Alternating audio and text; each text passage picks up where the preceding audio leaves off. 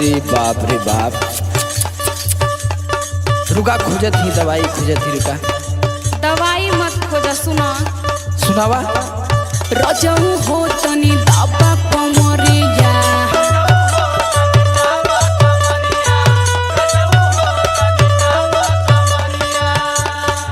न जाने कैसन समाइल बेमरिया न जाने कैसन समाइल बेमरिया रजऊ हो तनी दाबा कमरिया।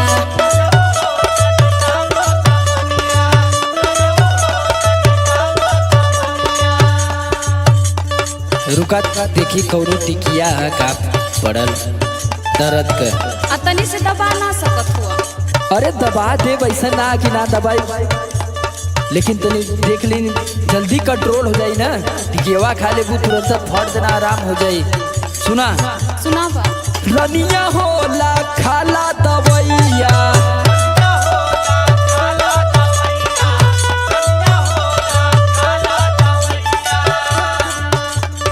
बुझतानी काहे दर्द करे करिया बुझतानी काहे दर्द करे करिया रनिया होला खाला दवैया।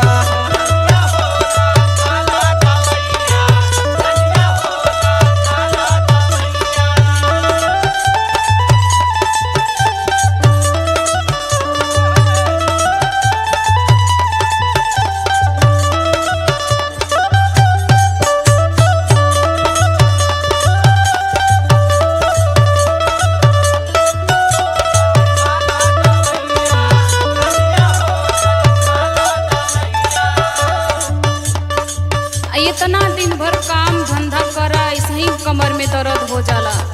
आ तोहार जौन बात तो बटले बा। अरे तू इतना सुकुआर हो तो के समझाइला कि नहीं, तू ज्यादा वेटेड चीज मत उठावल करा, लेकिन मनबू है ना। सुना सुना बहुत माने वाला भइल बड़ा तू। तब सब कर तब सैया तोहरे हक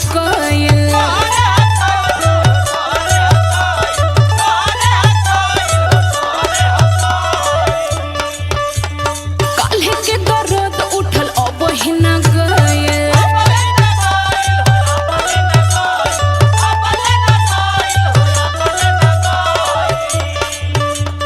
सब कर तब सैया तोहरे हक काल्हे के दर्द उठल अब हिना गए। मरले बा बिछी जैसे उठल लहरिया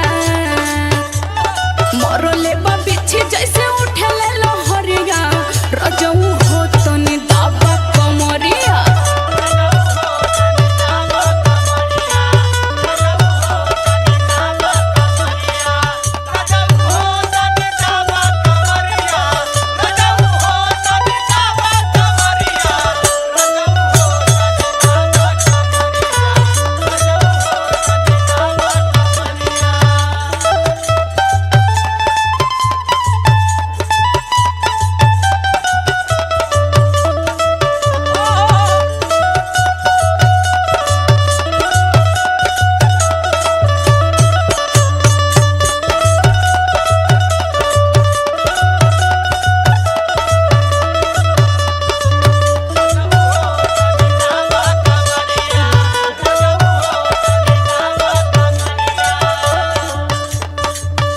अरे सुना सुना बात सुनल जाला, ठीक है ना।